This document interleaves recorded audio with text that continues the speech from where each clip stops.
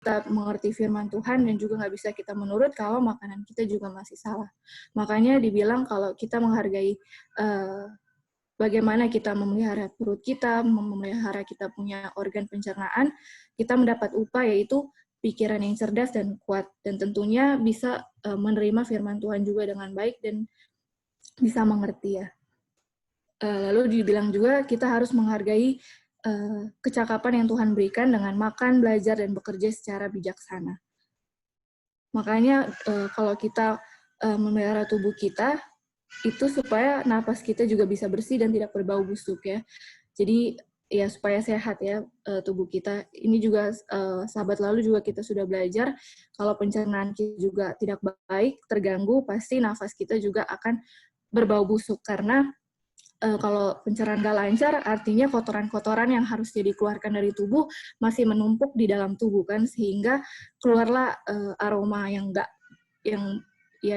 busuk ya, yang tidak enak dicium dari tubuh kita. Makanya napas kita berbau busuk dan bahkan keringat kita biasanya orang yang sistem pencernaan yang terganggu, dia punya organ pencernaan yang terganggu, pasti dia punya keringat juga bau ya.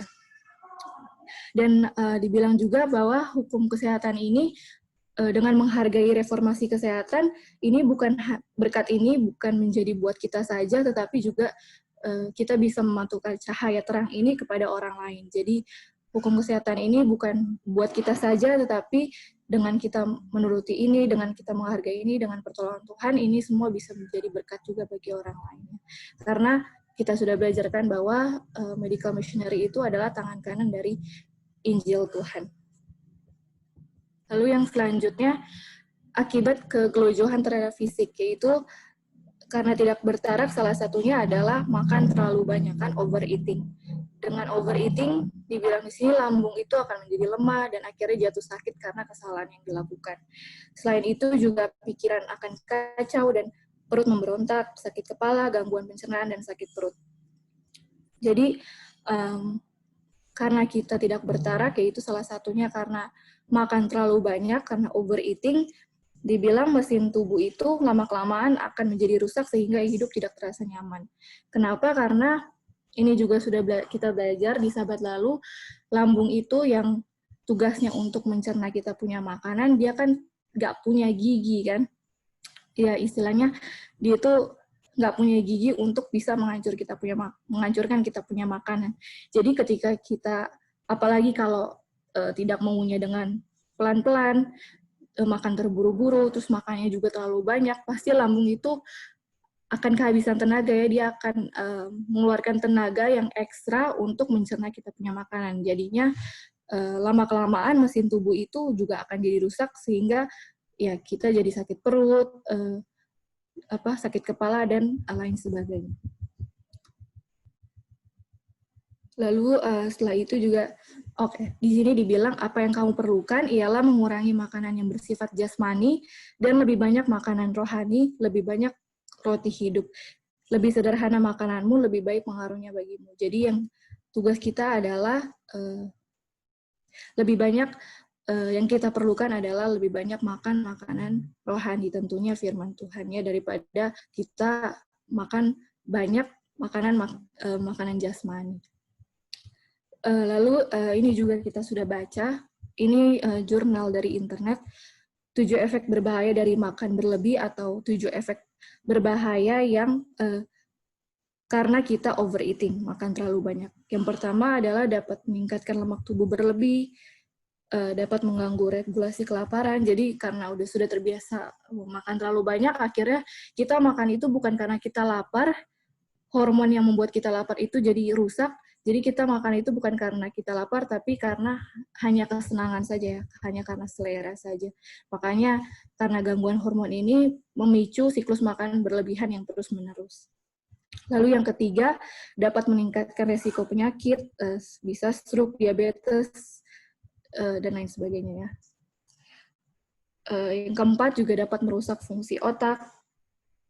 Yang kelima, membuat Anda mual sehingga bisa, makanya kalau misalnya kita terlalu banyak makan, akhirnya jadi muntah kan. Nah, itu sudah parah ya. Dan yang keenam, dapat menyebabkan gas berlebih dan kembung. Dan yang terakhir, membuat Anda mengantuk. Nah, ini sering sekali ya, ketika kita makan terlalu banyak, pasti efeknya langsung ngantuk kan. Oke. Dan yang selanjutnya, di subjudul selanjutnya adalah kerusakan pada mesin. Nah, apa ini artinya? Kita belajar di sahabat lalu bahwa tidak bertarak dalam hal kuantitas makanan itu berarti dosa, meskipun kualitasnya sangat baik. Nah, jadi walaupun misalnya kita makanannya sudah berkualitas, sudah nutrisinya sudah lengkap, terus sudah mengikuti health reform, tapi kalau misalnya kuantitas makanan itu terlalu over, terlalu besar, itu juga dosa kan. Jadi bukan hanya makanannya saja yang kita perhatikan, tapi dengan porsi atau kuantitas makanan tersebut juga harus kita perhatikan, karena kalau sudah sesuatu yang berlebihan itu juga dosa, dan yang terlalu ekstrim juga tidak baik, kayak yang kita sudah belajar di chapter sebelumnya. Dan di sini ya, ini menegur kita sekali, dibilang banyak di antara yang mengaku reformator kesehatan tidak kurang dari orang-orang rakus. Jadi mungkin reformator kesehatan itu mungkin lebih fokus terhadap apa yang harus kita, makanan apa yang kita makan, tapi suka diabaikan tentang porsinya kan, dia punya kuantitas makan tersebut. Itu juga harus diperhatikan karena kalau kita makan terlalu banyak, tidak sesuai dengan kapasitas tubuh kita, itu juga dosa dan bisa merusak mesin tubuh kita, yaitu sistem pencernaan kita terutama.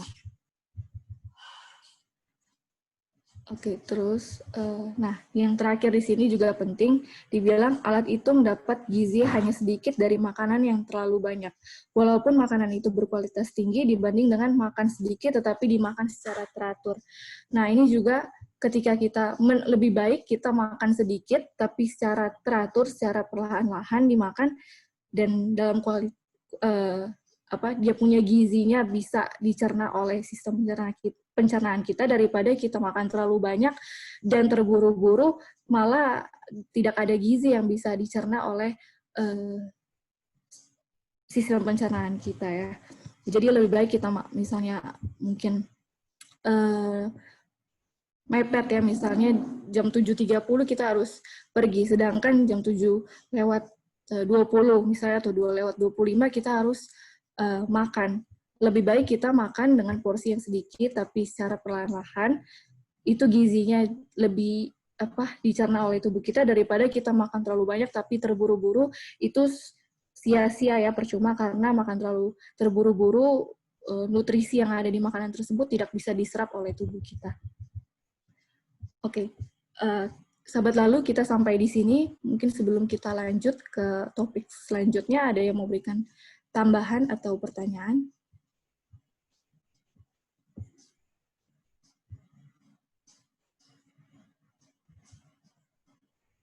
Baik, kalau belum ada, kita akan lanjut ke topik selanjutnya, yaitu pencernaan dilancarkan oleh gerak badan yang sedang. Seperti biasa, kita akan baca secara bergantian. Kutipan pertama, apakah Kak Roy boleh baca, Kak?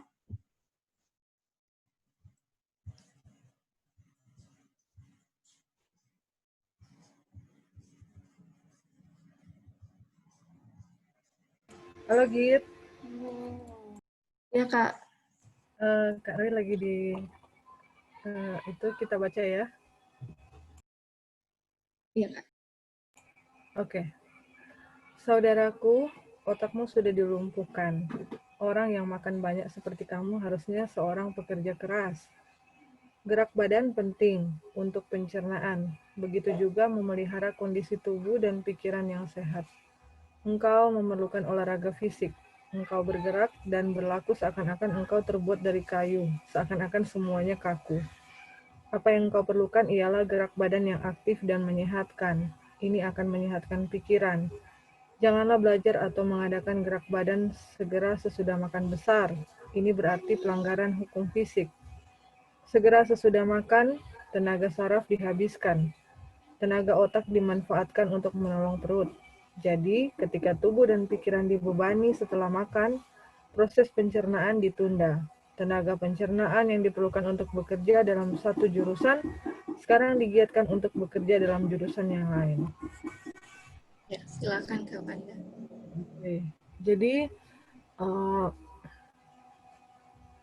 orang yang makan banyak haruslah orang yang bekerja keras. Jadi jelas ya, kalau kita cuman kerjanya depan komputer, pasti kita punya porsi makan tidak sebanyak dengan orang yang bekerja secara fisik ya, di kebun kah, atau dia kuli bangunan, kayak gitu yang kerja keras begitu ya, angkat-angkat berat, atau apapun itu, porsi makan kita pasti sudah jelas sangat berbeda ya, karena mereka itu bergerak badan, sedangkan kita yang hanya di depan komputer, depan laptop, kita nggak banyak bergerak. Dan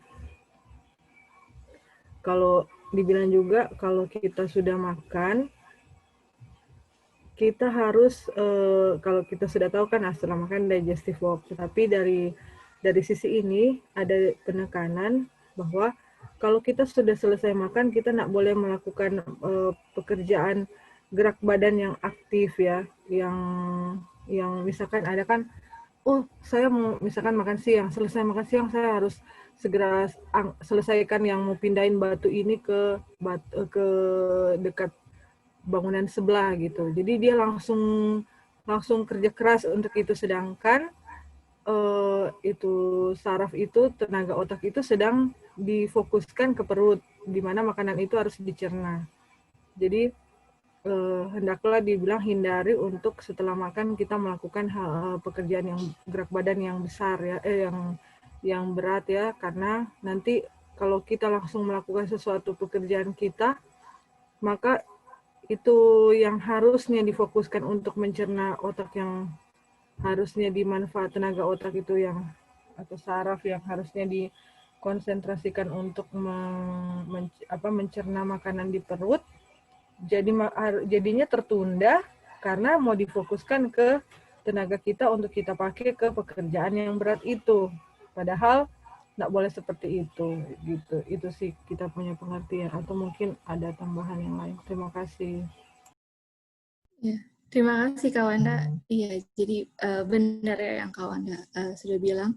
Jadi poin pertamanya adalah orang yang makan banyak seperti kamu seharusnya seorang yang pekerja keras. Yang tadi juga Kak Wanda sudah jelaskan bahwa porsi setiap orang juga berbeda-beda tergantung yang sahabat lalu kita sudah pelajari, tergantung dia punya profesi, tergantung dengan lingkungan, dan juga tergantung dari dia punya berat badan juga kan Kak. Dan kalau di sini mungkin orang yang pekerja keras dari profesi, berbeda dengan petani atau tadi kawan juga sudah bilang kuli bangunan, dengan kita yang kerjanya hanya duduk saja menulis di depan laptop, di komputer, dan ya hanya, jadi pekerjaannya bukan fisik ya. Kalau misalnya kuli bangunan kan, kalau petani juga harus dengan fisik kan, mereka harus mengeluarkan tenaga yang lebih besar, lebih ekstra daripada kita yang hanya duduk-duduk saja gitu pekerjaannya.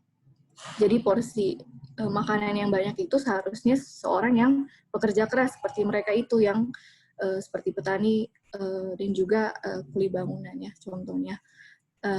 Dan di sini juga disinggung engkau memerlukan olahraga fisik.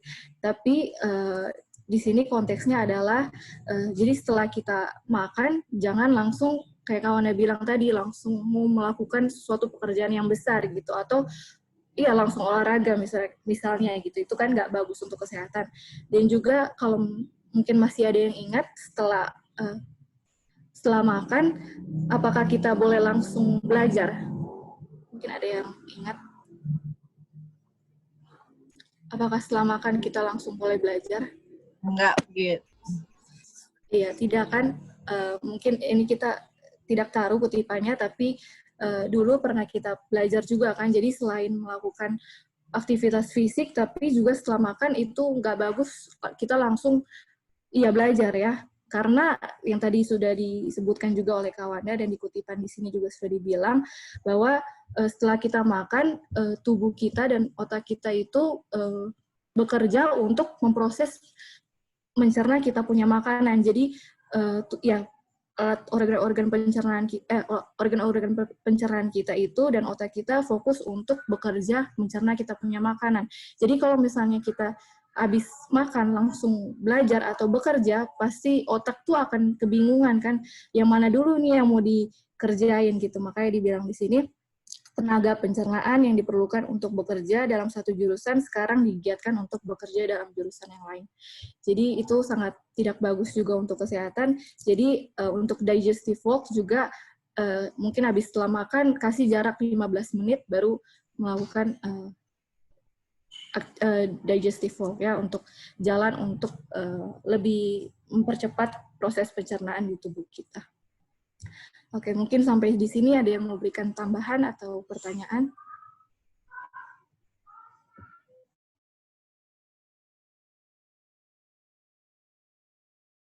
Gitu. Ya, Mami Glady, silakan Mami. Ya, mungkin kalau belajar ya itu fokus dan semua konsentrasi. Tapi kalau cuma kayak baca majalah atau browsing internet itu sepertinya kan nggak terlalu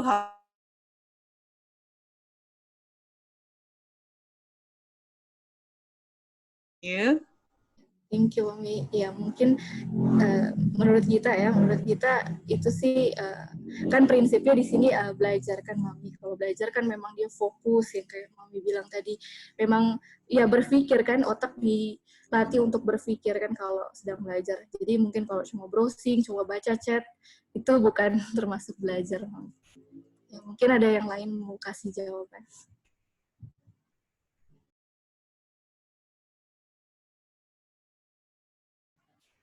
Ya, itu yang Kak Kris tanyakan, apakah apapun yang kita lakukan yang menggunakan harus berpikir keras atau apa, itu namanya belajar kan.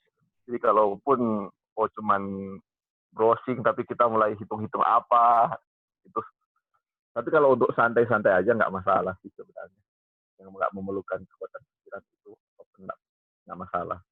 Cuman yang menggunakan kekuatan pikiran itulah yang di sini digolongkan belajar. Ya, mungkin itu yang maksud.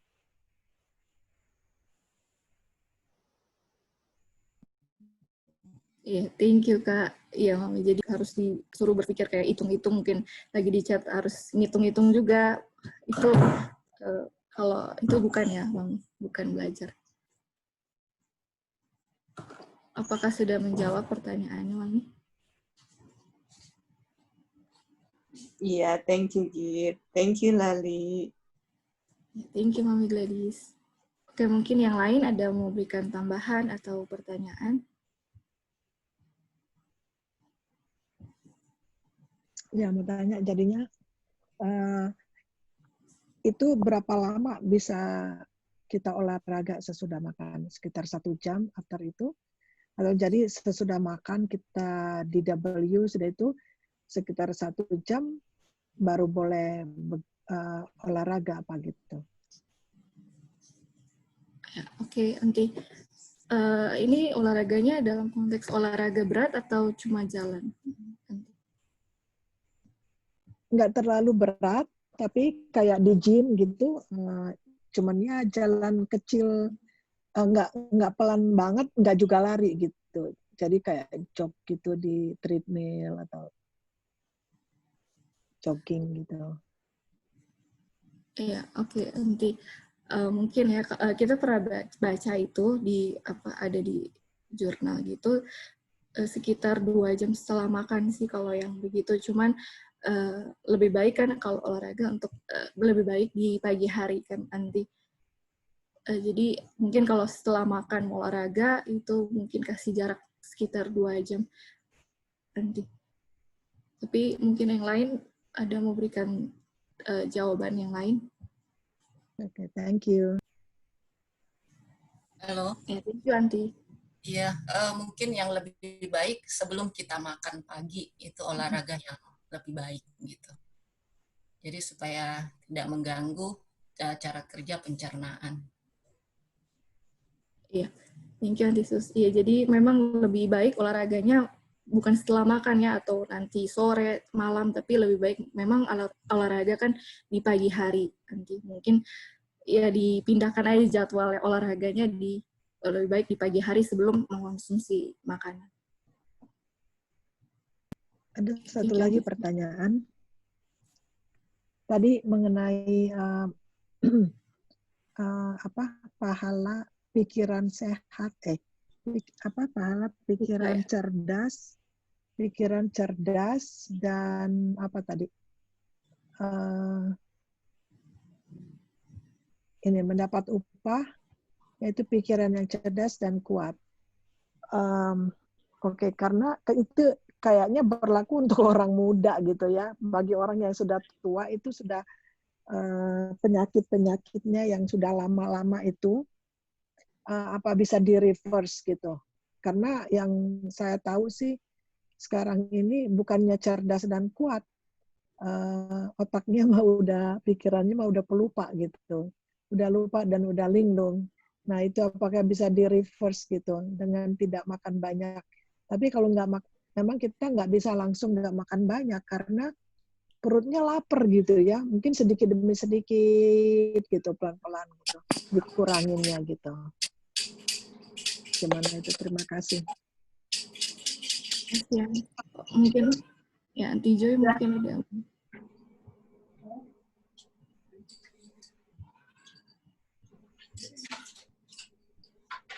Lalu mungkin Aunty Joy mau berikan tambahan.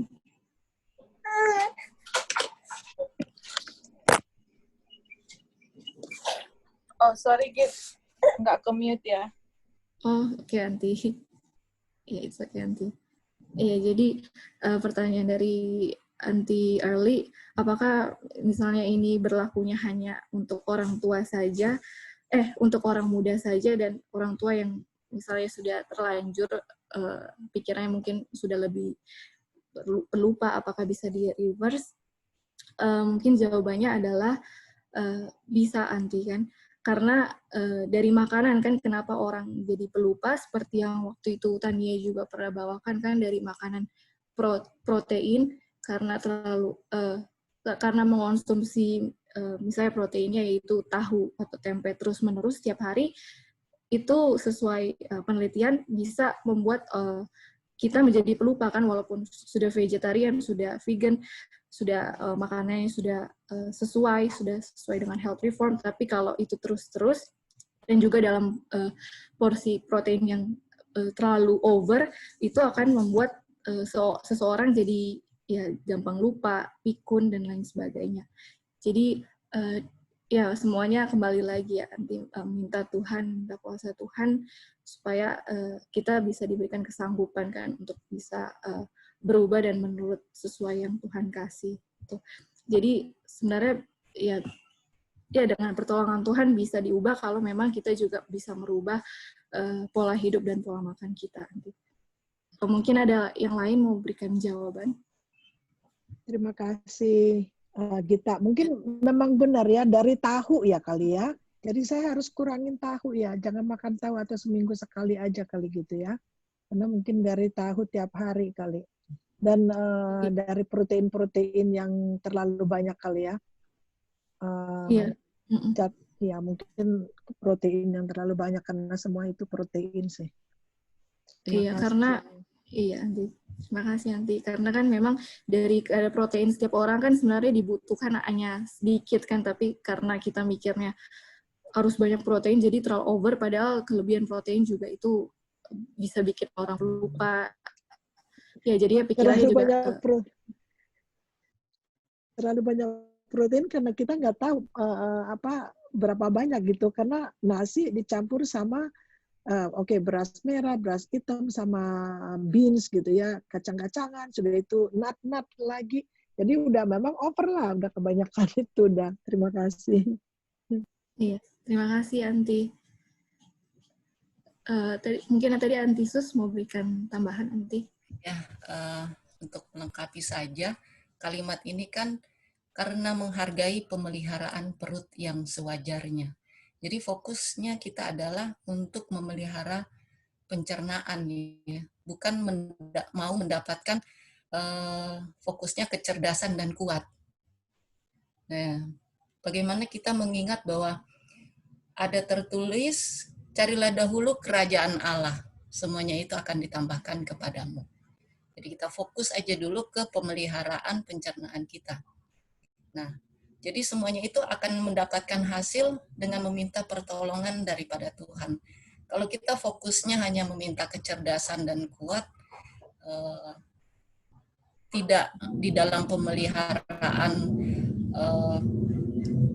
kayak bertarak begitu, nah itu tergantung dari motif kita juga ya. Nah, jadi kita motifnya kemana dulu gitu, pikiran kita. Itu untuk mencari kerajaan Allah atau fokus yang mau kemana.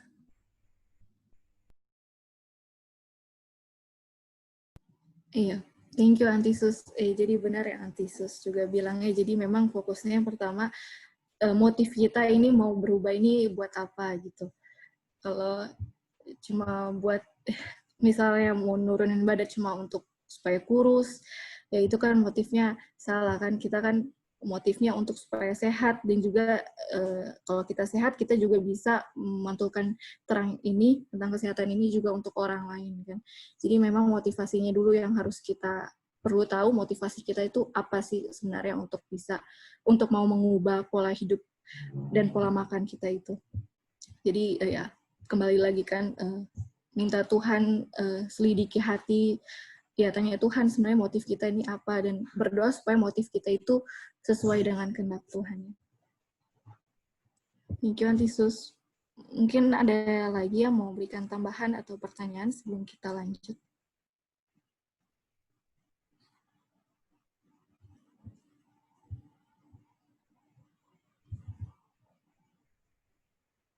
Oke, kalau belum ada, kita akan lanjut. Apakah Antisus boleh baca di kutipan selanjutnya?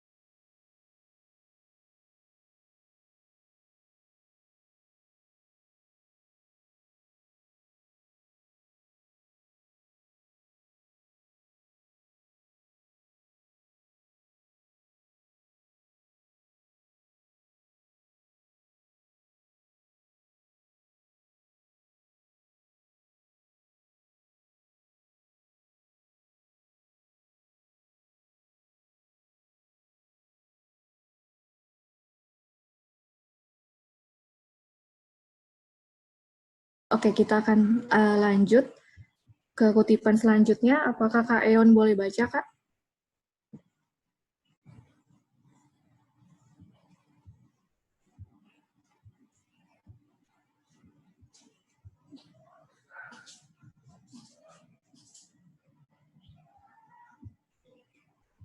Halo, apakah suaranya terdengar?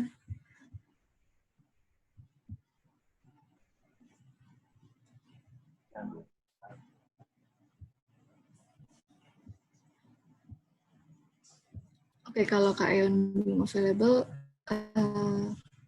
apakah Mami Gladys boleh baca paragraf selanjutnya? Olahraga menolong seorang yang sakit perut dengan memberikan kesempatan kepada alat pencernaan untuk pemulihan. Belajar keras atau olahraga keras yang dilakukan segera sesudah makan itu akan menghalangi proses pencernaan. Tenaga pencernaan yang diperlukan untuk melaksanakan pekerjaannya sekarang diperlukan di bagian ini. Tetapi kalau seorang berjalan kaki setelah makan dengan posisi kepala yang tegak dari bahu ditarik ke belakang, memberikan satu keuntungan besar. Pikiran ini dialihkan kepada keindahan alam. Lebih baik kalau lebih sedikit perhatian diberikan kepada perut. Kalau engkau selalu merasa takut, jangan-jangan nanti makanan akan mengganggumu, pastilah demikian akan terjadi. Lupakan semua kesusahanmu, pikirkanlah sesuatu yang menggembirakan. Oke, silakan Mami.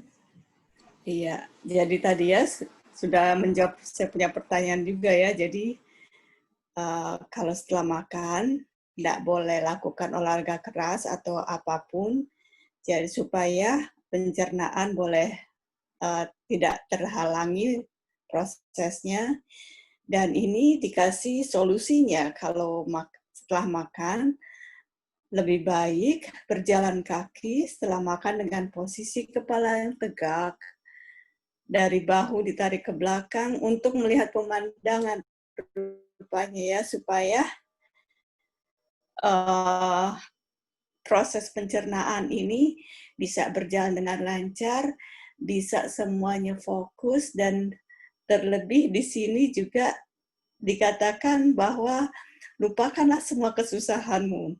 Biasa kalau kita jalan juga pikiran kita kan juga ikut jalan ya. Pikiran kita juga pikir seperti ada percakapan di dalam pikiran. Karena untuk itu, jadi jangan pikir yang susah-susah. Di sini dibilang pikirkanlah yang menggembirakan. Terlebih kita juga ucap syukur ya, sudah makan dan sudah semoga diberkati dan proses pencernaan itu bisa berjalan dengan baik, melupakan semua hal yang susah, memikirkan berkat dan ciptaan Tuhan. Itu dia gitu. Thank you, Mami. Iya. Jadi ini juga sudah dibahas tadi di kutipan sebelumnya. Jadi setelah makan dibilang lebih baik kalau ada short walk ya after a meal. Jadi ada digestive walk kan, setelah makan ada digestive walk, jalan untuk mempercepat proses pencernaan di perut, di tubuh kita. Dan dibilang harus posisi kepala yang tegak kan, jadi bahu ditarik ke belakang. Jadi walaupun digestive walk itu bukan hanya jalan mungkin sambil lihat HP atau mungkin ya jalannya cuma pelan-pelan begitu saja, tapi memang jalan yang dalam posisi yang benar-benar tegak gitu. Jadi dalam untuk digestive walk juga bukan hanya sekedar jalan saja seperti kita jalan biasa, tapi memang harus dalam posisi yang tegak ya. Dan juga pikiran itu, ya tadi seperti Mami Gladys juga sudah jelaskan, lihat di alam, lebih baik di alam kan memang. Nanti mungkin di kutipan selanjutnya juga akan lebih jelas lagi ya, kenapa harus memang di alam. Dan juga dibilang terakhir, lupakan semua kesusahanmu, pikirkanlah sesuatu yang menggembirakan. Ya, jadi waktu digestive walk juga pikiran jangan kemana-mana, tapi memang fokus untuk lihat alam dan juga ya lupakan dulu semua kesusahan kita itu, lupakan dulu. Jadi benar-benar fokus untuk jalan, lihat alam, dan juga itulah yang bisa mempercepat proses pencernaan kita supaya lebih cepat dicerna.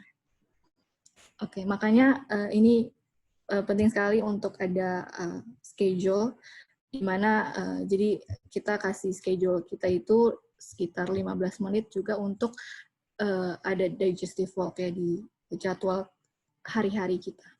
Karena ini juga sangat penting dalam hukum kesehatan yang Tuhan sudah kasih. Jadi bukan hanya makanan saja, harus seperti apa, juga dalam kuantitasnya seberapa banyak, tapi juga setelah makan itu harus ada digestive walk supaya pencernaan kita ini bisa lebih cepat dicerna, lebih lancar lagi.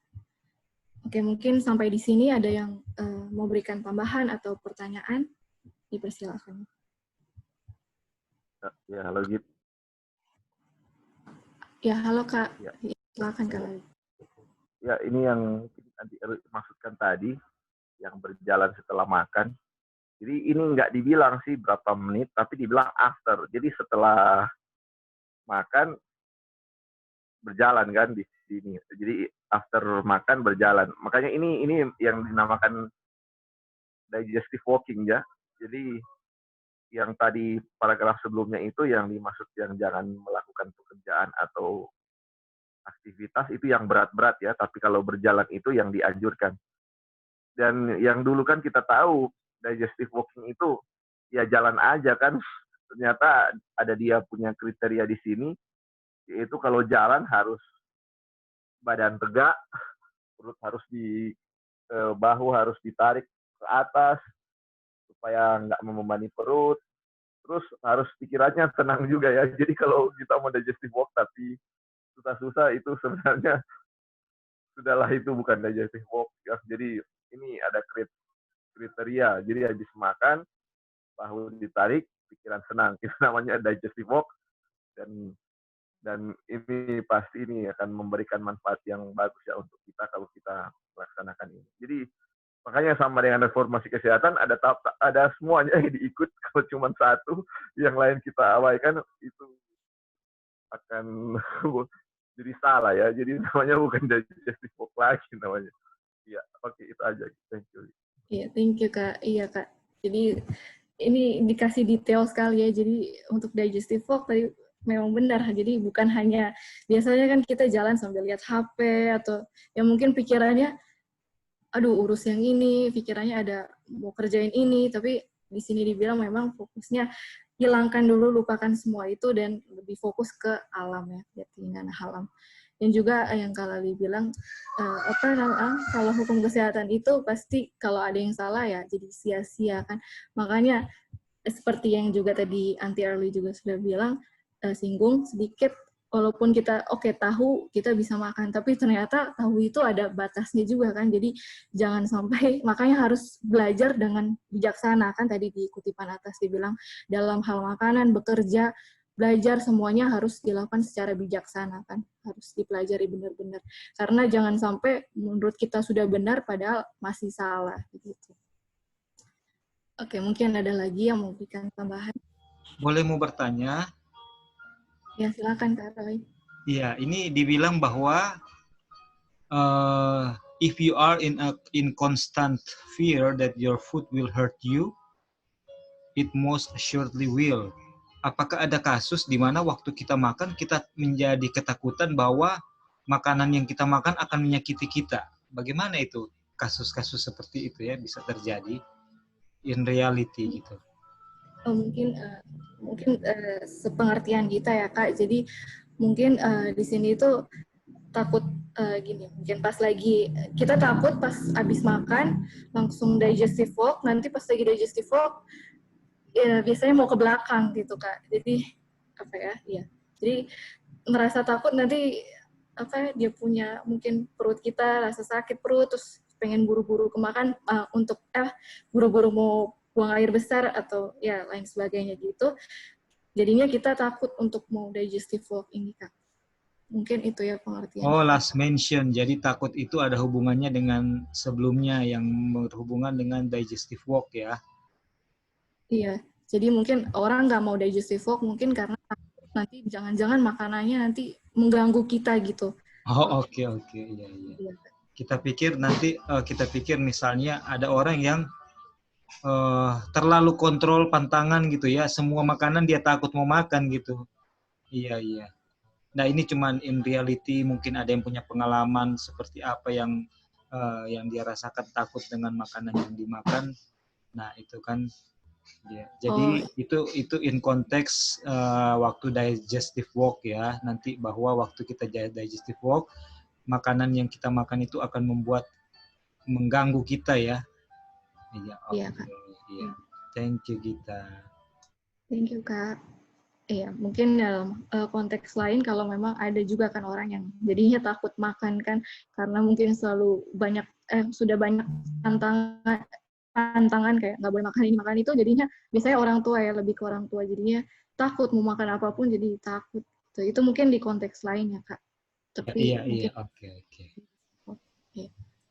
Thank you Kak Roy. Atau mungkin ada lagi yang mau berikan jawaban dari pertanyaannya Kak Roy? Betul Git. Iya Git. Kita sudah jelas ya. Ya, thank you. Silakan Joy. Thank you Kak Roy. Silakan nanti Joy. Iya ya, oke. Ini kan saya kan sakit ini ya, Lady ya, siap. thyroid. Halo. Ya, Iya silakan Kak, lanjut. silakan Kak. Ya. Ternyata Kak Lady ya, sekirain Joy ya. Silakan Kak. Iya ya. Jadi untuk saya kurang bisa ya karena saya punya metabolisme ini works fast.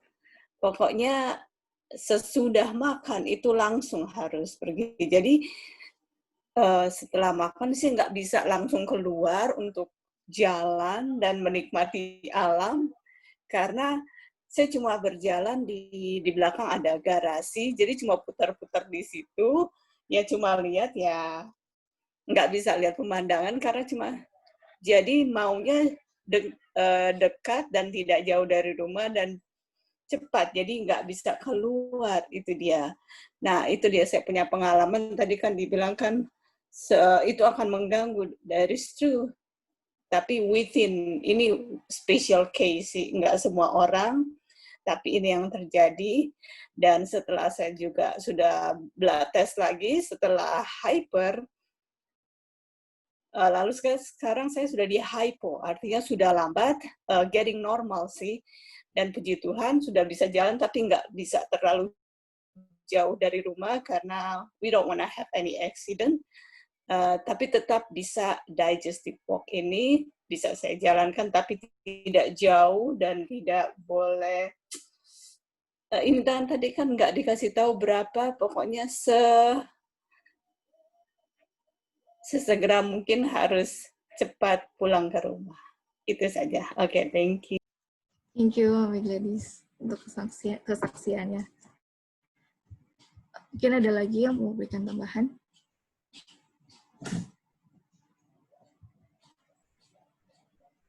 Oke, kalau tidak ada, kita akan lanjut ke subjudul selanjutnya adalah ditolong oleh udara bersih. Nah, jadi setelah kita belajar tentang overeating, tentang kuantitas makanan walaupun sudah sehat, lalu selanjutnya digestive walk. Setelah itu bilang dibantu atau ditolong oleh udara bersih. Nah, sekarang kita masuk ke ditolong oleh udara bersih.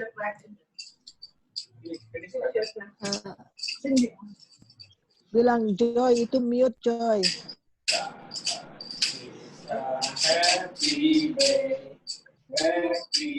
Kita bisa nggak mutein dari situ kita? Oh, bukan Gita anti.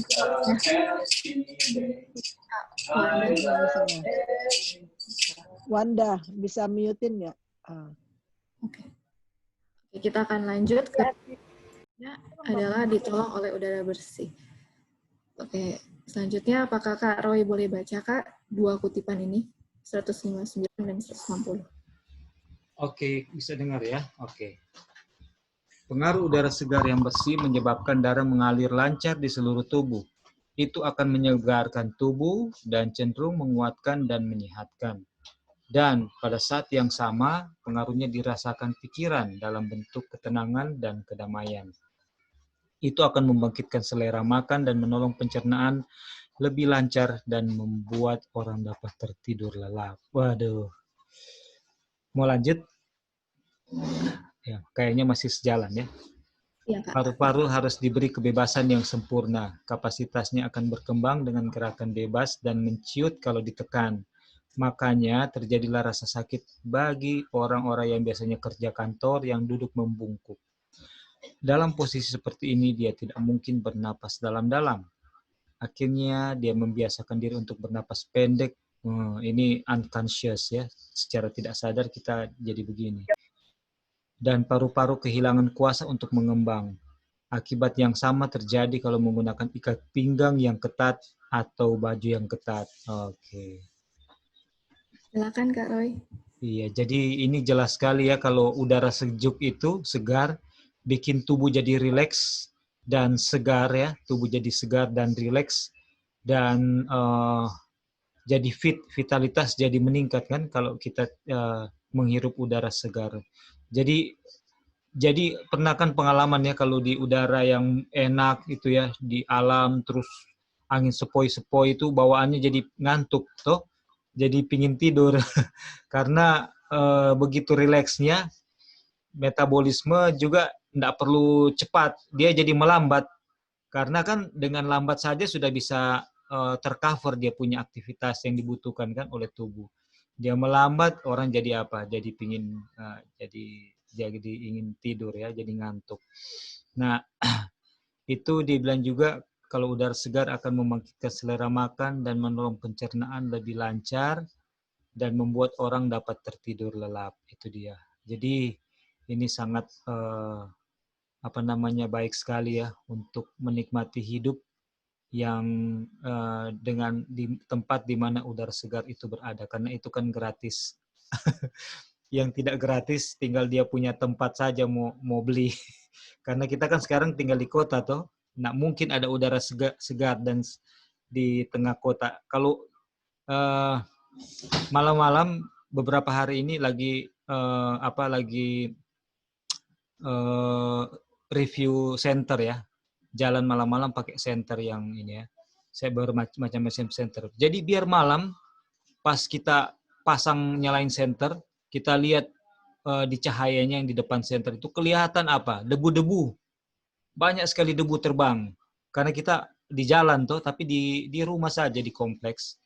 Nah, jadi di situ kita realize ternyata udara yang dihirup itu walaupun malam dan juga sudah 150 meter dari jalan raya, tetap itu udara berdebu, kotor.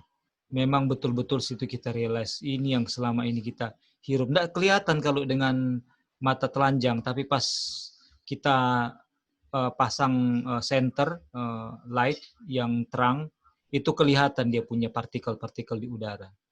Nah, jadi kalau sudah di alam, itu kan kebanyakan ada dia punya karpet alami kan. Kita sudah belajar yang lalu ya, Tuhan menumbuhkan rumput, itu karpet alami, supaya dia membuat udara tetap bersih, dia menutupin tanah, supaya debu-debu nggak gampang diterbangkan angin. Nah itu. Kalau di kota, mobil lalu lalang, aspal udah kotor, berdebu langsung terbang. Itu. Nah kemudian di sini dikatakan paru-paru harus diberi kebebasan yang sempurna. Ini berhubungan dengan dress reform di mana pakaian harus elastis, harus menutupi dari panas dan dingin, tetapi jangan sampai menghambat gerak badan dan gerak pernapasan tubuh. Itu dan kita alami sekali ya. Teman-teman juga pasti alami yang tadinya secara tidak sadar karena posisi duduk yang lama dan tidak benar, itu mengakibatkan kita punya napas, kita sudah ambil napas-napas pendek. Tahu-taunya pas sadar, enak sekali ya. Ternyata selama ini sudah ambil napas pendek-pendek karena apa? Posisi yang tidak benar. Itu. Jadi ini yang namanya quality in life ya. Hidup yang kualitas dalam kehidupan yang didapatkan gratis oleh tips-tips dalam pola hidup sehat yang kita sedang baca. Termasuk ikat pinggang, baju yang ketat itu harus dihindari, yang ikat pinggang yang kencang juga harus dihindari. Sebisa mungkin juga enggak perlu pakai ikat pinggang. Ya, terima kasih. Mungkin ada yang lain di sini juga ada Dion, sama-sama mungkin kalau Dion boleh baca atau ini. Thank you Gita. Thank you Kak Roy. Iya, jadi benar ya Kak Roy juga sudah jelaskan tadi. Jadi ini udara bersih ini juga sangat penting sekali ya. Dan ini kan juga salah satu we start kan air. Jadi banyak sekali fungsinya selain dia juga bisa membantu untuk mengalirkan darah ke seluruh tubuh. Selain itu juga dia ternyata bisa membangkitkan selera makan, bisa menolong pencernaan juga bisa lebih lancar, dan membuat orang juga bisa tertidur lelap. Jadi tertidur lelap itu kan bukan karena berapa durasi waktu kita tidur, tapi kualitas kita tidur kan. Jadi dalam menghirup udara bersih ini juga sangat penting karena bisa membantu kualitas tidur kita. Dan selanjutnya juga ini bagi orang-orang yang kerja di kantor ya. Jadi kan atau kita lah, bukan hanya kerja di kantor atau kita hanya yang cuma duduk di depan laptop. Ya nggak, maksudnya kerjanya bukan pakai fisik begitu. Sangat penting, kadang kita lupa kan untuk mencari udara bersih. Jadi terlalu lama duduk tapi lupa untuk cari dulu udara segar. Dan juga kita waktu itu pernah dengar, mungkin Kak Lali waktu itu sama Kak Lali ya dengar, kalau terlalu banyak duduk itu juga tidak bagus ya Kak, duduk berjam-jam. Jadi memang harus ada stretching dan harus cari udara segar gitu. Jadi jangan, kadang suka lupa gitu, sudah berjam-jam di depan laptop, kita lupa ada udara segar dan lupa untuk stretching juga itu bagus ya. Dan di sini di sini juga berhubungan dengan dress reform juga dibilang akibat yang sama terjadi kalau menggunakan ikat pinggang yang ketat atau baju yang ketat.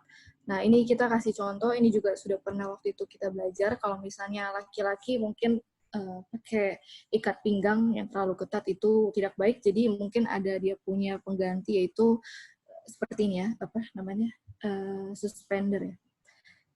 Ya, suspender. Dan kalau untuk perempuan juga jangan pakai korset ya Kak. Mungkin selain baju ketat tapi juga jangan pakai korset karena biasanya perempuan kan ya suka pakai korset kan. Ini juga lebih baik jangan pakai korset karena itu bisa mengganggu juga sistem pernafasan kita dan juga jadinya peredaran darah juga nggak lancar dan juga sistem pencernaan juga kita jadi terganggu. Apalagi habis makan terus pakai yang ketat itu kan akan mengganggu sistem pencernaan kita ya. Makanya suka sakit perut kan kalau apalagi makannya terlalu banyak.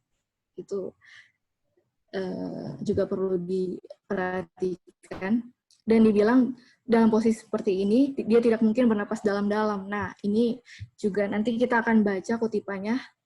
Mungkin di sini bahasa Indonesianya, bahasa Inggrisnya breathe deeply ya. Tapi Mrs. White juga ajarkan tentang deep breathing-nya. Itu juga sangat penting ya untuk kita lakukan setiap hari. Dan nanti ada pelajarannya di bawah. Oke. Ada satu paragraf lagi, ini kita baca saja. Dibilang di sini, dengan demikian persediaan zat pembakar tidak cukup banyak diterima. Darah mengalir dengan malasnya, kotoran yang beracun yang seharusnya dibuang dari paru-paru pada saat mengeluarkan napas sekarang tertinggal, dan darah menjadi kotor. Bukan hanya paru-paru, perut, hati atau liver, dan otak juga dipengaruhi. Warna kulit berubah menjadi kuning, pencernaan terganggu, jantung tertekan, otak buntu, pikiran kacau, semangat menciut, dan seluruh organ tidak aktif sehingga semuanya mudah diserang penyakit. Jadi ternyata pengaruh udara bersih itu memang sangat berpengaruh sekali dengan kesehatan kita ya. Jadi ini malah banyak sekali ya kalau misalnya kurang udara bersih, terus mungkin bajunya juga pakai terlalu ketat, dibilang bukan hanya perut yang bermasalah, bukan hanya paru-paru saja, tetapi ternyata hati kita, liver kita juga, dan otak kita juga dipengaruhi. Makanya kulit berubah, kita tahu kan kalau mungkin kulit berubah menjadi kuning kan itu penyakit jaundice ya, penyakit kuning. Dan itu kan karena dia punya liver kan terganggu, dia punya liver rusak karena liver yang fungsinya memproduksi yang bilirubin atau pigmen yang berwarna kuning untuk kita punya limbah untuk dikeluarkan, jadinya menumpuk di darah, makanya kulit kita berubah menjadi warna kuning gitu karena livernya rusak, dia punya fungsinya rusak. Terus dibilang pencernaan juga terganggu, jantung tertekan, otaknya buntu, pikiran kacau, semangat menciut, dan seluruh organ tidak aktif. Makanya di sini juga ini juga sangat penting untuk untuk mencari udara yang bersih, untuk deep breathing, karena ini dibilang seluruh organ bisa tidak aktif karena kita terlalu sering mungkin duduk, terlalu tidak lupa untuk mencari udara segar dan juga untuk stretching-nya, untuk melakukan pergerakan fisik juga. Oke, mungkin sampai sini ada mau berikan tambahan atau pertanyaan?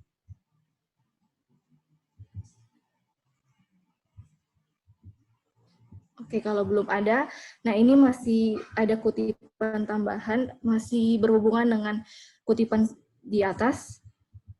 Jadi di sini dibilang, pendeta, guru, dan siswa tidak menjadi secerdas yang seharusnya dalam hal perlunya latihan fisik di udara terbuka. Nah, ini pendeta, guru, siswa, kira-kira kerjanya yang pakai fisik atau tidak? Tidak ya. Kerjanya yang cuma membaca, melihat komputer, menulis, ya nggak perlu ada otot fisik untuk mereka punya profesi kan. Dibilang sini tidak menjadi secerdas yang seharusnya dalam hal perlunya latihan fisik di udara terbuka. Jadi ini juga untuk kita juga ya yang kerjanya juga di cuma lihat komputer mungkin atau yang cuma duduk-duduk saja. Jadi dibilang kita harus cerdas untuk melihat bagaimana kita harus melakukan latihan fisik atau berolahraga di udara yang terbuka. Terus dibilang sini, mereka mengabaikan tugas ini. Yang paling banyak penting untuk pelestarian kesehatan. Mereka dengan cermat menerapkan pikiran mereka pada buku dan memakan uang saku dari seorang pekerja. Di bawah kebiasaan seperti itu, beberapa menjadi gemuk karena sistemnya tersumbat. Nah, ini juga mungkin mereka yang kerjanya juga ya seperti ya kayak pendeta, guru, siswa yang hanya duduk-duduk saja, terus mereka overeating, terus nggak ada latihan fisik, nggak ada cari udara yang bersih, dibilang beberapa menjadi gemuk kan, dan akhirnya sistemnya tersumbat. Dan dibilang hati, liver, menjadi terbebani dan tidak mampu membuang kotoran dalam darah dan penyakit adalah akibatnya. Nah, jadi ini juga teguran untuk kita, bahwa harus cerdas ya untuk selalu adanya latihan fisik dan juga adanya udara bersih juga itu sangat penting karena dibilang kalau tidak ada kita tidak seperti itu, dibilang hati kita akan jadi rusak, jadi terbebani, dan juga harusnya hati itu yang fungsinya untuk membersihkan dan juga membuang kotoran dalam darah, akhirnya juga terganggu, akhirnya kotoran atau racun-racun di dalam tubuh itu tertumpuk di dalam darah kita kan, jadinya itu organnya bisa tidak aktif dan penyakit adalah akibatnya. Jadi ya tidak heran penyakit-penyakit akan muncul ya. Terus di terakhir juga dibilang jika latihan fisik digabungkan dengan pengerahan tenaga mental, peredaran darah akan dipercepat.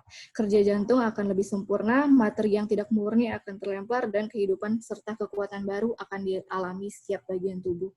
Nah, ini juga ya seperti kutipan di atas, jadi perlu penting sekali adanya aktivitas fisik, latihan fisik, ada stretching, saya sudah berjam-jam juga di depan laptop, dan juga harus ada udara bersih ya, harus ada deep breathing juga tadi dibilang. Jadi beda antara profesi seorang petani atau yang bekerja di kebun atau kuli bangunan yang memakai latihan fisik otot dibandingkan hanya yang duduk-duduk saja, apalagi kalau dia makannya banyak, jadi ngantuk ya, akhirnya bisa obesitas kan, bisa menimbulkan banyak penyakit.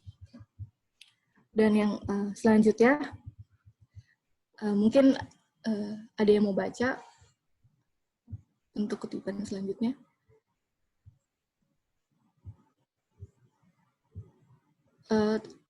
Ya, silakan kalian. Yakinlah bahwa Tuhan tidak akan melakukan keajaiban untuk menyelamatkan Anda dari hasil tindakan Anda. Anda belum memiliki suplai udara yang bebas. Saudaraku, saya telah bekerja di tokonya dengan dekat menerapkan dirinya pada bisnis dan membiarkan dirinya sendiri tetap hanya sedikit udara dan olahraga. Setelah singa tertekan, dia hanya bernapas dari atas paru-parunya. Jarang sekali ia melatih otot-otot perut dan bernafas.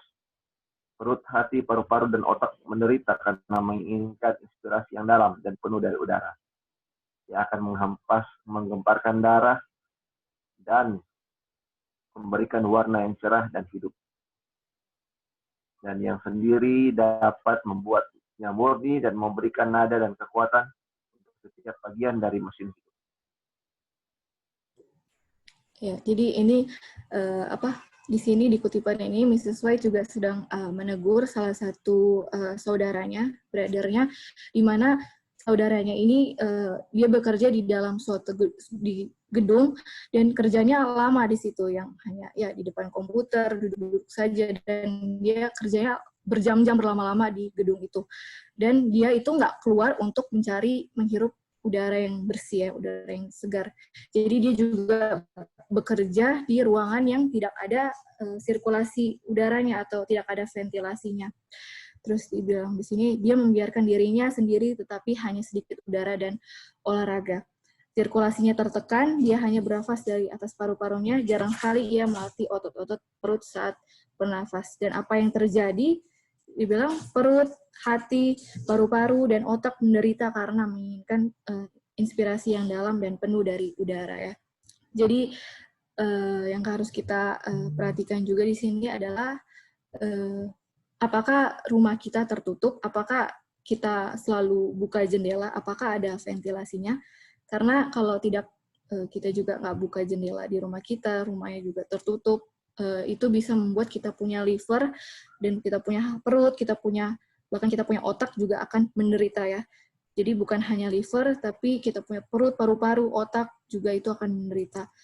Dan mungkin kalau misalnya Gita di sini yang mungkin di udara dingin, mungkin kalau malam-malam misalnya dingin sekali dan harus ditutup jendelanya, coba buka aja sedikit gitu jendelanya. Yang penting ada udara, ada ventilasi dan ada pertukaran udara gitu. Jadi ada sirkulasi udara. Jadi tetap aja buka sedikit jendelanya, dan kalaupun dingin kan bisa tidur pakai selimut yang lebih tebal lagi. Jadi supaya udara yang segar itu selalu masuk ya dari luar. Jadi itu udara yang bersih, untuk juga ada olahraga juga, apalagi terutama orang yang kerjanya hanya duduk saja tadi. Jadi untuk membuat liver itu bisa berfungsi dengan baik, bukan hanya liver, tapi perut, paru-paru, dan otak juga kita bisa sehat ya. Jadi harus ada digestive walk, sering jalan, hirup udara segar, dan juga deep breathing. Nanti ada kutipannya ya tentang deep breathing. Mungkin sejauh ini ada berikan tambahan, atau mungkin Kak Lali ada tambahan tadi Kak. Silakan Kak. Ya, sudah jelas gitu ya. Jadi kalau misalnya kita juga tidak melakukan yang disarankan di sini, Tuhan juga kalau kita sakit, Tuhan tidak akan menolong ya, menyelamatkan kalau akan kita sendiri seperti ini ya. Jadi dia sudah kasih warning. Jadi kita tahu ya, Tuhan mau kita tetap sehat, tapi kalau kita tidak menurut apa yang dia bilang, jadi dia juga tidak bisa tolong kalau kita tidak melakukan ini ya. Jadi ini ya, makanya sudah kita tahu, biarlah orang juga bisa melakukan ini. Bisa, kalau yang jarang-jarang olahraga, cuman biarlah kita olahraga supaya paru-paru kita bisa hidup udara secara bebas, secara penuh ya, secara dalam. Karena kalau dia punya pengaruh bukan cuma di paru-paru aja, karena ada perut, hati, otak, itu semua pengaruh dengan oksigen. Kalau gagal di situ, semua bisa terpengaruh. Ya, mungkin inilah, ya ini aja gitu. Ya, thank you Kak untuk tambahannya. Ya, jadi Tuhan mau kita semua selamatkan.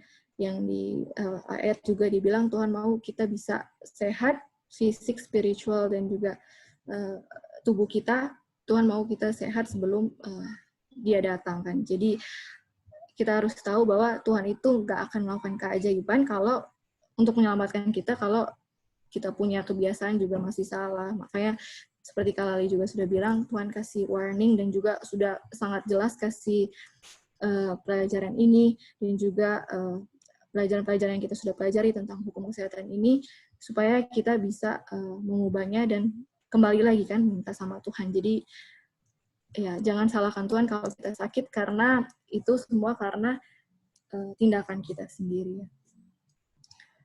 Oke, mungkin sejauh ini ada lagi yang mau berikan tambahan atau ada pertanyaan?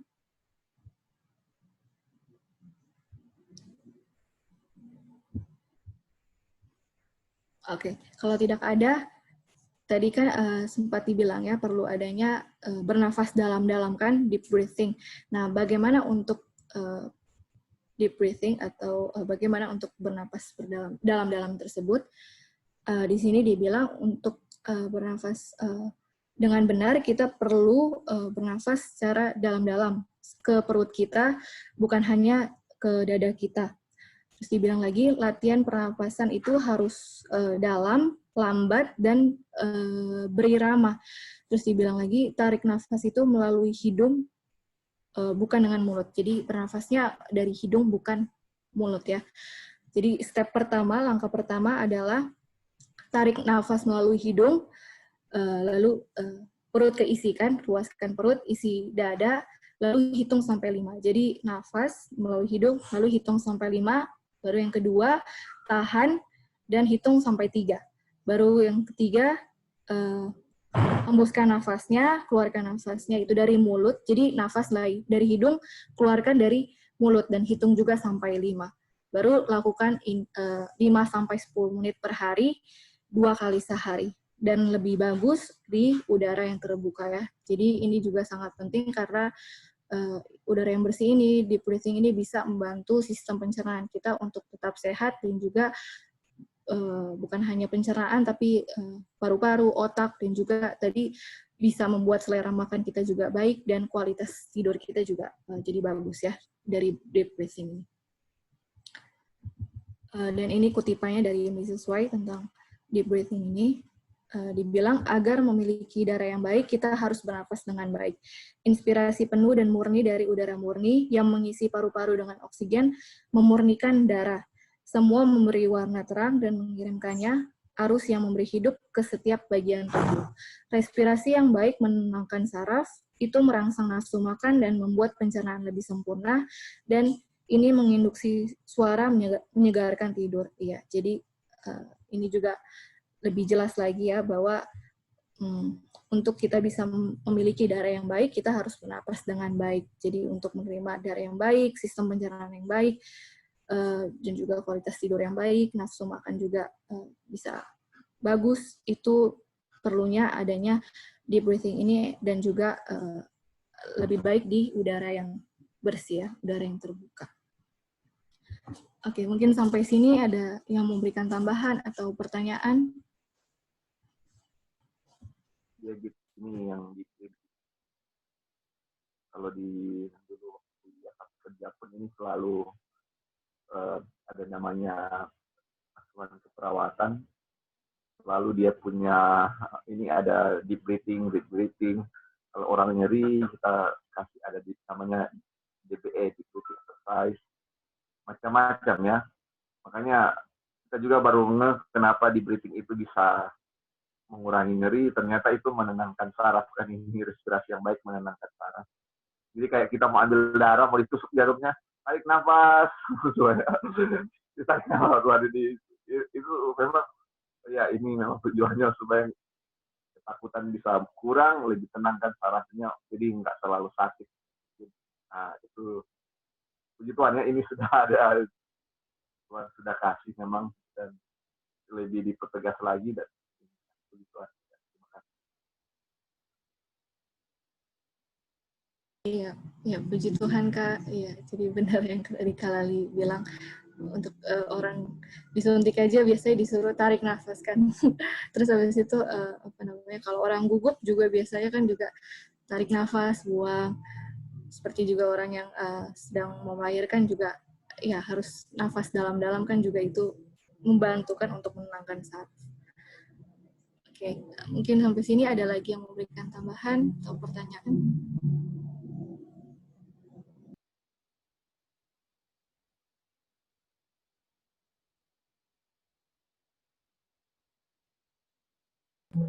Kalau tidak ada, kita akan lanjut ke subjudul selanjutnya, yaitu dihalangi oleh makanan cair.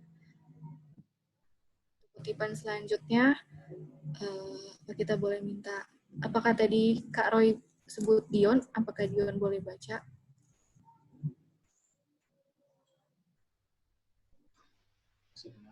Halo, sedengar? Nah, bisa Dion. Sekiranya kesehatan tubuhmu tidak rusak, engkau pasti menjadi seorang wanita yang berguna dan terkenal. Engkau sudah lama menderita penyakit dan ini mempengaruhi angan-angan hatimu sehingga engkau memusatkan perhatian pada dirimu sendiri dan angan-angan hatimu telah mempengaruhi tubuhmu. Kebiasaan-kebiasaanmu tidak baik dalam banyak hal. Banyaknya dan kualitas makanan itu tidak dalam kadar yang baik, yang benar. Engkau telah makan terlalu banyak tetapi makananmu berkualitas rendah dan tidak dapat diolah menjadi darah yang baik.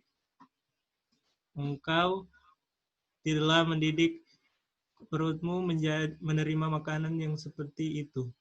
Menurut pertimbanganmu, makanan inilah yang terbaik karena engkau merasa bahwa makanan itu hampir tidak pernah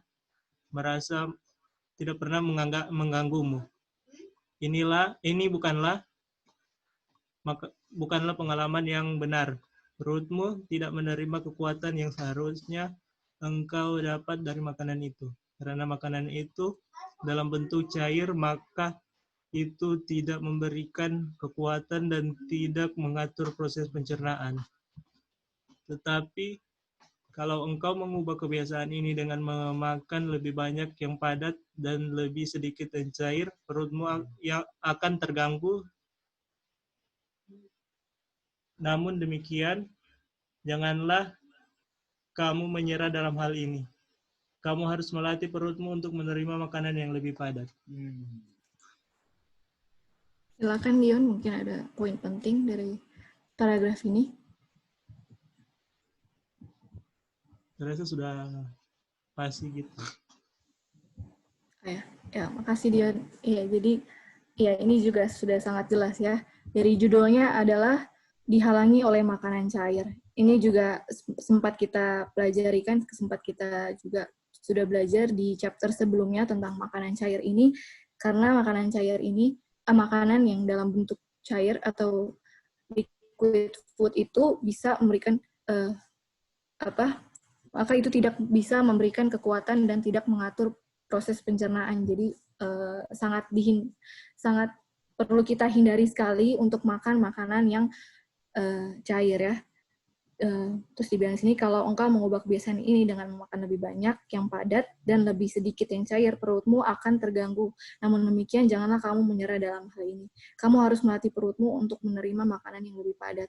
Ya, mungkin ada sebagian orang, beberapa orang yang mungkin sudah terbiasa dengan makanan yang cair ya. Tapi dibilang di sini, janganlah kamu menyerah dalam hal ini. Tapi kita harus, makanya semuanya perlu latih kan. Iman aja harus dilatih. Makanya dalam menuruti hukum kesehatan ini juga memang semua perlu latihan. Tidak mungkin orang yang sudah terbiasa dalam porsi makan yang banyak, terus tiba-tiba disuruh kurangin, dia langsung bisa gitu. Pasti memang semuanya harus dilatih, memang ada prosesnya semua. Jadi untuk orang juga yang mungkin sudah terbiasa makan makanan yang bentuk cair, itu perlu dihindari dan harus melatih perutnya untuk menerima makanan yang lebih padat. Nah, kenapa juga kenapa harus dalam bentuk padat? Kenapa bukan cair?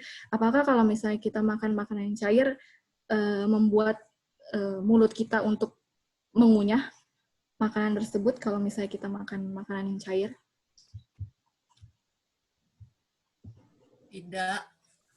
Biasanya langsung telan. Iya kan, langsung telan. Dan mungkin waktu itu kita juga sudah pernah belajar kalau yang penting dalam prinsipnya itu adalah kita harus makan yang membuat mulut kita ini bisa mengunyah makanan tersebut. Karena kan kita belajar di dalam mulut kita itu ada enzim-enzim, ada air liur juga yang sangat baik ya gunanya untuk sistem pencernaan kita ini. Jadi makanya makanan cair ini sangat dihindari karena kalau makanan dalam bentuk cair itu membuat kita langsung menelan makanan itu tersebut tanpa mengunyahnya lagi kan. Dan ini kita baca saja di kutipan selanjutnya juga di sini dibilang Saya telah memberitahukan pada mereka bahwa persiapan makanannya dilakukan dengan salah, dan hidup dengan sop dan kopi dan roti bukanlah reformasi kesehatan.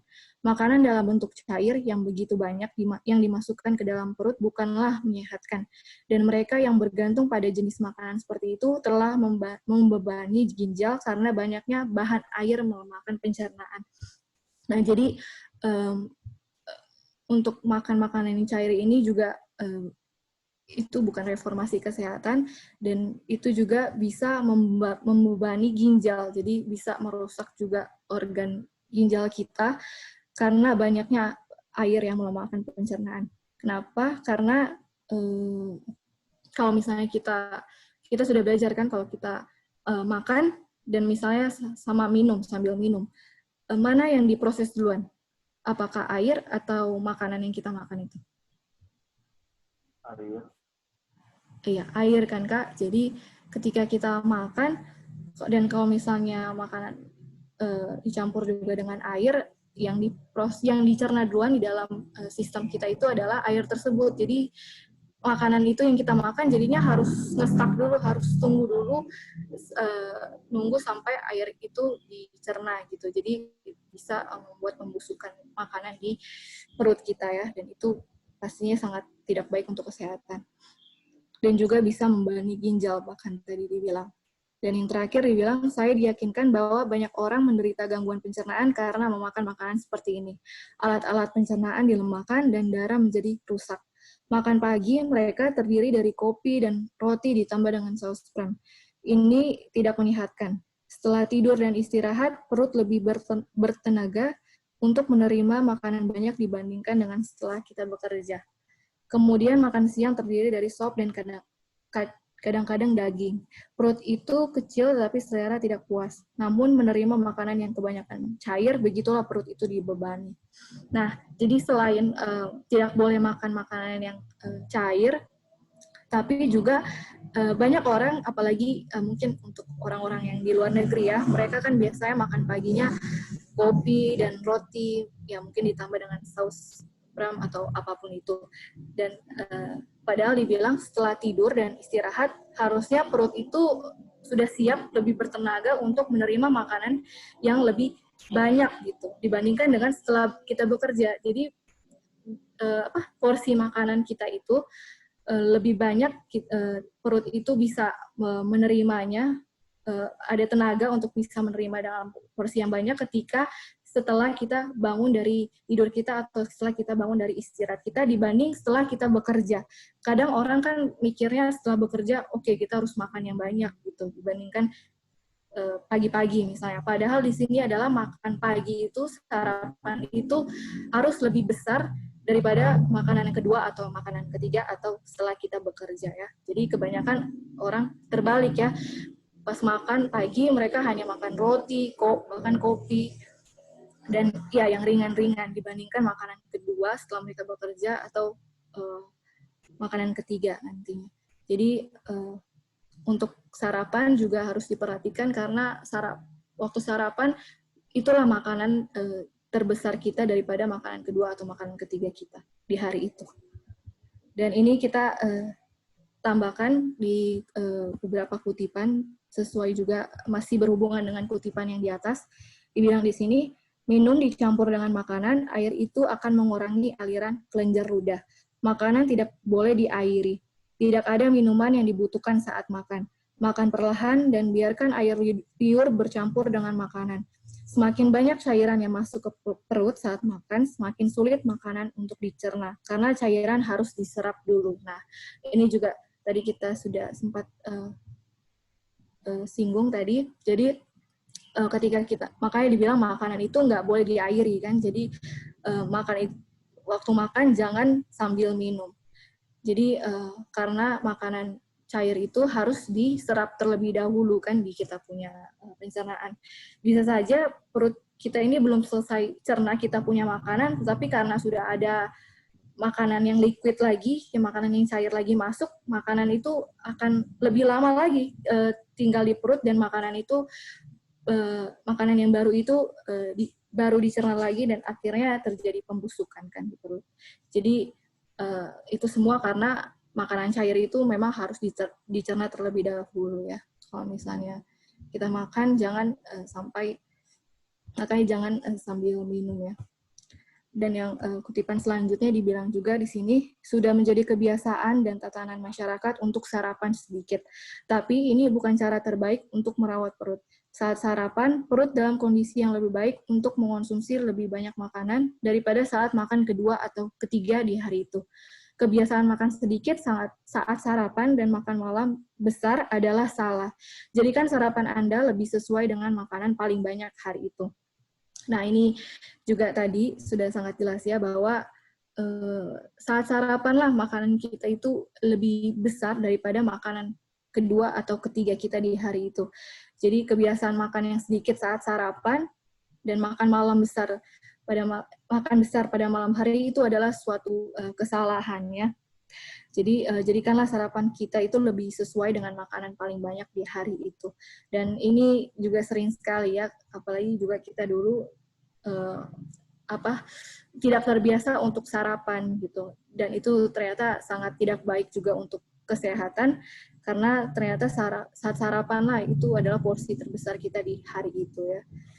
Dan juga kita hindari untuk makan makanan yang cair. Oke, dan kutipan selanjutnya juga di sini dibilang makanan padat yang membutuhkan pengunyahan akan jauh lebih baik daripada makanan bubur atau cair. Saya menganggap ini penting. Wah, jadi ini jangan kita abaikan juga ya, karena Mrs. White saja bilang ini menghindari makanan liquid food itu sangat penting ya. Pelajari mata pelajaran ini dan biarkan para siswa memperoleh pendidikan yang layak dalam menyiapkan makanan padat yang sehat, menggugah selera yang menyehatkan sistem. Nah, jadi pelajaran ini juga tentang makanan liquid food ini juga sangat penting dan harus dihindari karena itu bisa merusak sistem kesehatan kita. Dan juga itu kan kenapa alasan-alasan kenapa orang-orang itu juga nggak mengunyah makanannya adalah yang pertama karena makanannya pedas. Yang kedua, karena mungkin makanannya terlalu panas atau juga terlalu dingin. Jadi karena terlalu panas, langsung cepat-cepat ditelan kan. Dan yang ketiga, mungkin karena terburu-buru kan, karena dia punya jadwal berantakan dan juga ya makanannya terburu-buru. Jadinya nggak dikunyah baik-baik makanannya. Dan yang terakhir, karena liquid food kan, karena makan makanan yang cair sehingga seperti bubur yang nggak perlu dikunyah lagi, jadi memang harus telan, dan itu juga nggak bagus ya, karena prinsipnya yang penting adalah makanan yang membuat kita bisa mengunyah makanan tersebut ya. Jadi di poin kutipan ini, di subjudul ini juga sangat penting tentang liquid food, karena itulah yang harus kita benar-benar fokuskan juga, karena itu sangat penting, dan juga untuk sarapan juga itulah makanan yang terbesar kita pada saat hari ini. Misalnya sarapan lah makanan kita yang paling terbesar dibandingkan sarapan kita nanti makanan kita nanti makan siang atau nanti makan malam. Oke, mungkin sejauh ini ada yang memberikan tambahan atau pertanyaan, dipersilakan ya.